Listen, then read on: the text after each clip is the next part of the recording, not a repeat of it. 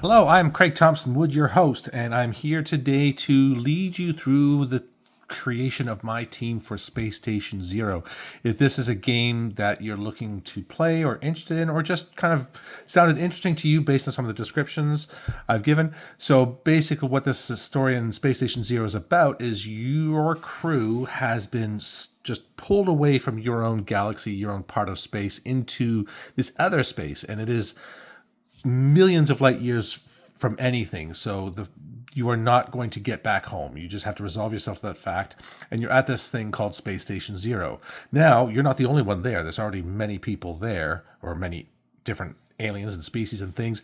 And so you're there for the long haul. You're there for life. Now, some people just choose to settle down, make a life for themselves, open up markets and things. So there's a large open area where people just kind of live their lives. But some people, like anybody who's going to be playing this game, is more curious and they want to explore the space station. And it's full of all kinds of dangers and rewards for those who are bold enough to explore. So that's what this whole premise is of this thing is. And so when you're playing the game, in the beginning of the rule book here, no, actually I forgot to mention. Who is this by? Snarling Badger Studios. Yeah, Snarling Badger. They make some good games. And so this one here. So they start off. They sort of give you all the information about what how to do things like move, combat, challenges, things like that. Just so that way you understand what it is that you're getting yourself into. So as you're building your team, you may have an idea of what it is that you want to do or be able to do or things like that. So that's going to help maybe inform your choices as to what you're planning. But as you're going through it, let me just zoom in here. Whoop. Sorry, my tripod's a bit wonky. So here is the thing, the steps to creating your crew. The steps to creating your crew. So you have these 6 steps. First, you're going to choose your crew type. Second, you're going to choose your ship type.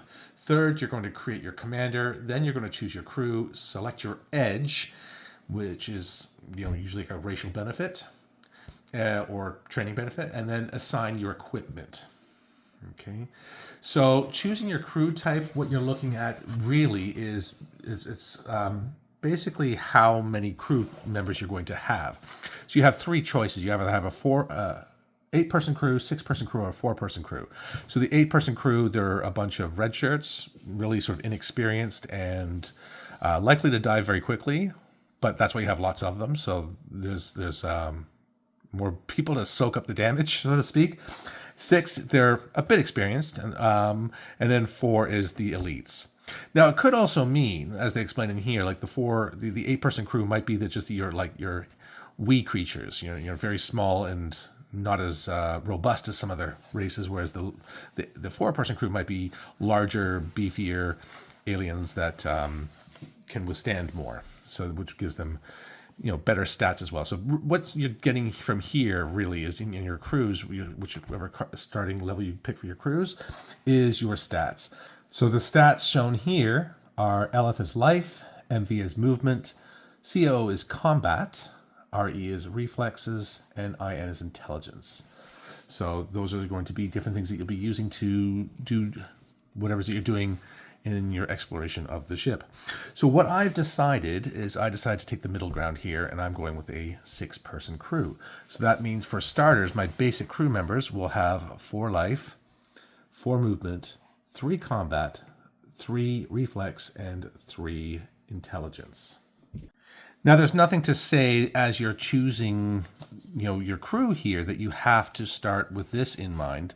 Like I actually had kind of started with an idea in mind where I was already choosing my ship type before I chose anything else, and then I decided, I think I'm going to go with the 6. It just to me made more sense than the 4 or the 8 for what I want to do. Like so, ship type is what kind of crew members are you? Were you a pirate ship, a merchant ship, a science ship, a warship?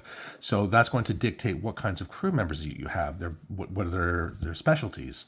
And I decided I wanted to actually do a team of scientists. They were a team of scientists that were pulled out of their galaxy into this one, and so yeah, got some space nerds floating around here and trying to figure out what's going on in Space Station Zero. So they give the different types of ships here that you can have.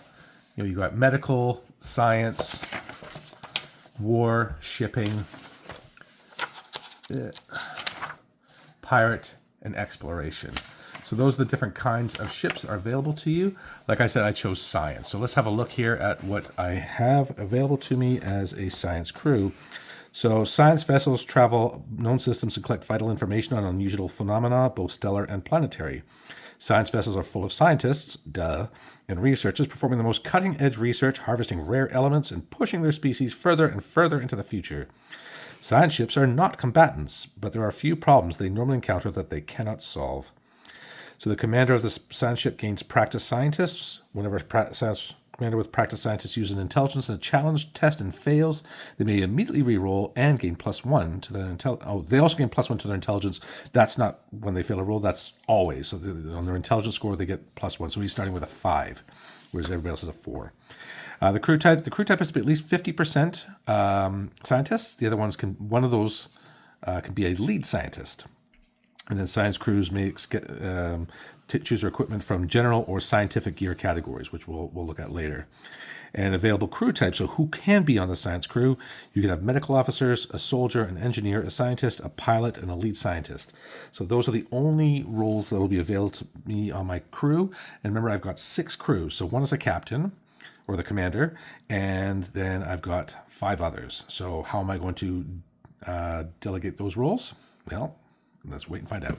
So the next step is making your commander. Now, after I'd gone through, this is all the ship pages, I turned over and I'm looking at those crew members and I'm looking, I was like, I can't find it. It took me a little longer than it should have. I'm really kind of a little embarrassed to say that, but it's here in case you are also having trouble finding it. For whatever reason, they didn't put the next step in the main text. They put it in this margin space here. So this is what it talks about making the commander. So with the commander, they begin with the base. So they have, with the 6, he's got 4s across the board. We already saw he has +1 to his intelligence. He's going to a bonus to a stat. So that's his +1 to intelligence. I then get 3 additional points to spend on him in any stats that I want. And I can then select 1 bonus piece of equipment from any list and that the ship gives access to. So again, when we're looking at gear, well, let me sort of talk about the commander now. I'll put him up on the screen here and talk about him. The card. So this is the captain. He's got 4 life, 4 movement, 3 combat, 4 reflexes, and 6 intelligence. His abilities, he's a practice scientist. And for his special equipment, I gave him a shield drone. I figured the shield drone is maybe something that's going to help to keep him alive. As the captain, I really want to make sure that he doesn't die. So that's his special equipment that he took.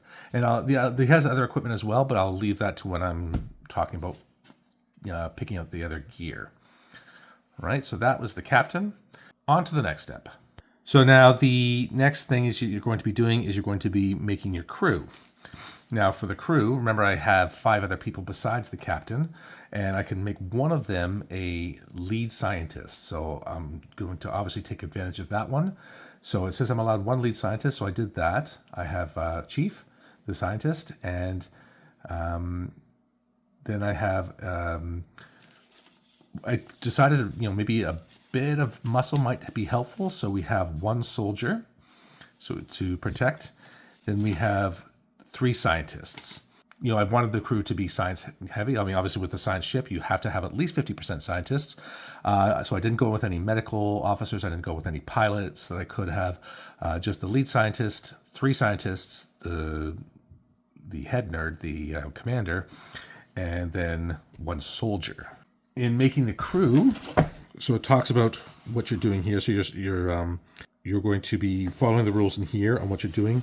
So when I pick the soldier, he's automatically getting like +1 in combat, and he gets abilities combat specialist, and it reiterates, like they told me in my science ship what ships he's available for.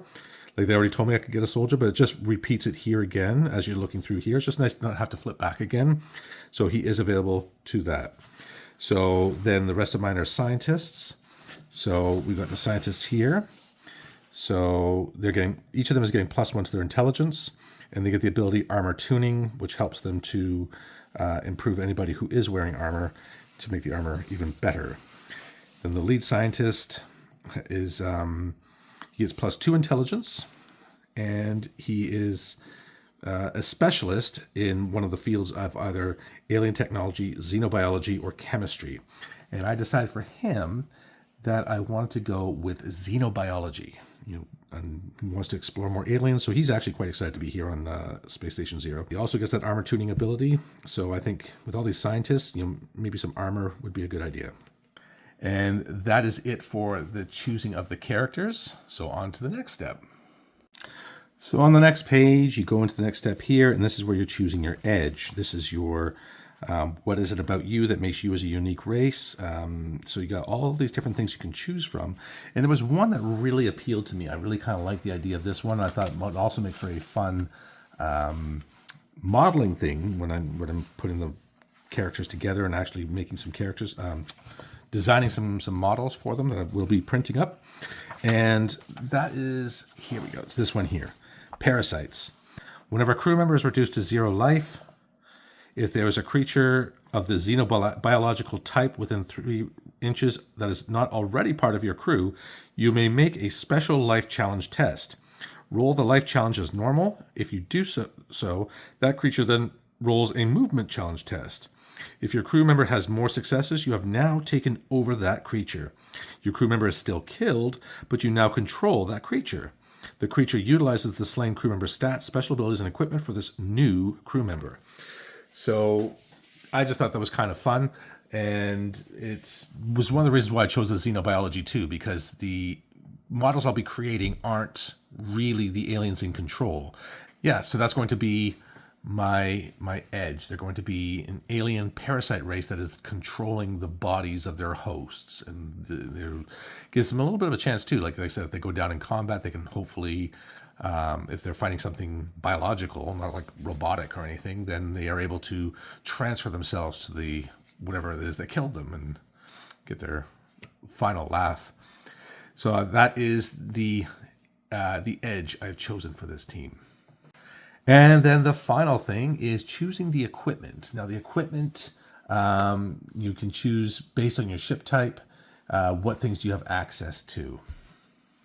So when you're kitting out your team, look at the equipment thing here, it's saying that you are choosing 1 weapon for each of your crew members, and your weapons are basically a sidearm, like a pistol type weapon, or a melee weapon. Right? Those are really the only 2 weapons you have available to you at the beginning. Maybe, well, they have the advanced technologies here. No, there's nothing there that's for weapons. Actually, no, there is actually, I guess, advanced weaponry here. So they do have some advanced weaponry as well. But depending on what it is that you are have access to. So if you recall back to the science team, the science crew, back here, it says the crew type, equipment from general or scientific gear categories. So I can get from the general, or I can get from scientific gear. I do not have access to the advanced weaponry. Now, the commander could have taken the advanced weaponry here with, as they get 1 special gear. They can take it from an advanced technology or advanced weaponry or something. But that's where I took the shielding drone. Don't see the captain as being one to want to carry around giant weapons and things, so we're just going to leave it at that and let that one be. Stay with the shield drone. And so what I've done is I've given all of the nerds sidearms, right? Because getting them in melee is not a good idea. I don't think that's really what they are made for.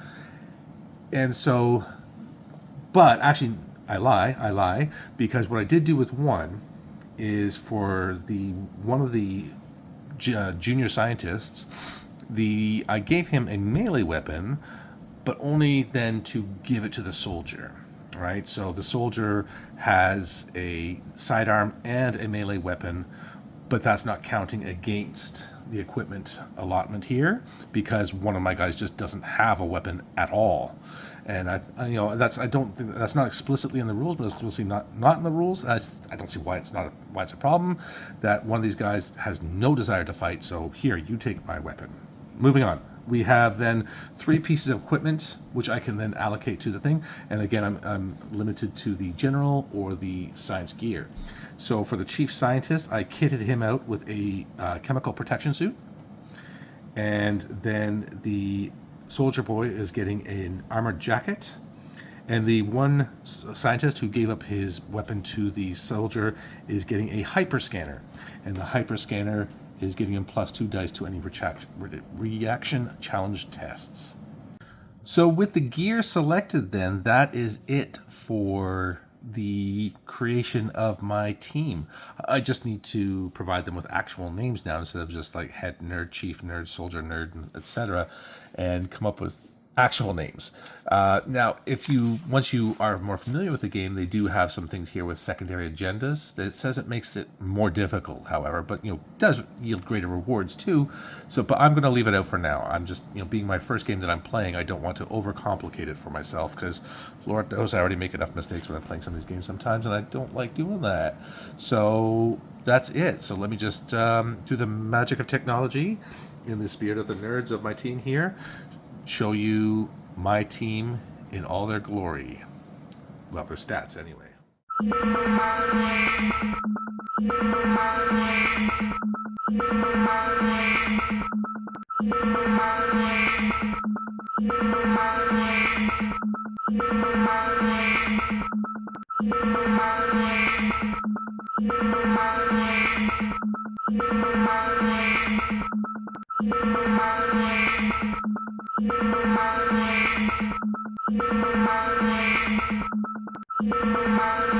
Well, thank you very much for watching, and I hope you enjoyed that. And the next thing I'm going to be doing is going on to Hero Forge and making up this team.